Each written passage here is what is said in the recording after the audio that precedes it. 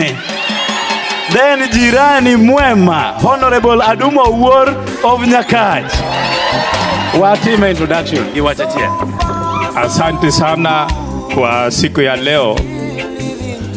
Naitwaye Ong'ondowere, mjumbe ya Kasipul na tena self appointee Baba Ambassador at large. Baba, nikisunguka kama ambassador at large, ninayo neno, kwa sababu nikienda Siaya napata neno, Kisumu napata neno, Homa Bay napata neno, na Migori. Neno iko hivi: tunauma kwa mwili na tuwezi kama watu wa Simio kusimama hapa kusaidia yule aitwaye Ruto uongozi yake iwe sawa. Kwa hivyo ile iko kwa damu ya Wakenya na Azimio, tunataka maandamano.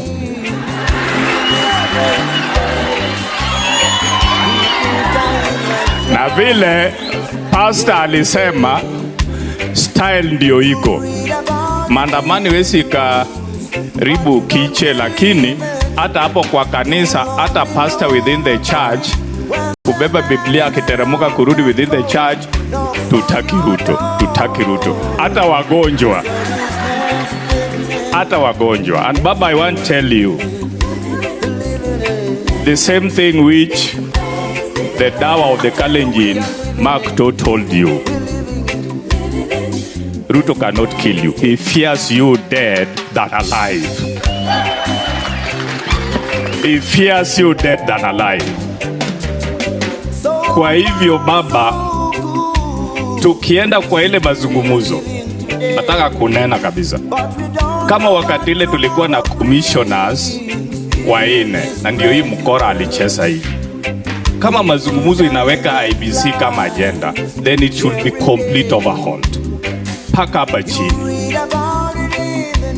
Hiyo mambo yote nimeongea ni Juogi. Juturu auntie. Ere jomo yene Baba omak ng'at cha kwa semunyeti.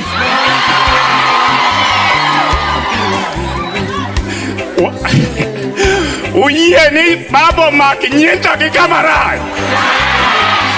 Baba, wadwaro ng'anyo as early as after this.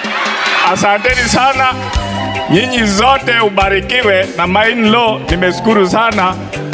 Tunaomba uiwe mjumbe hapa, unafanya kazi na bidii, uiwe mjumbe hapa mlele na mlele. Asanteni sana, na nyinyi zote ubarikiwe. Kawaida, asante. Juokena iye goma na dakika mugi. Kakalo kuom kanisa wa mwaluoro mar SDA, ne pastors wa, ne jokwaya, amos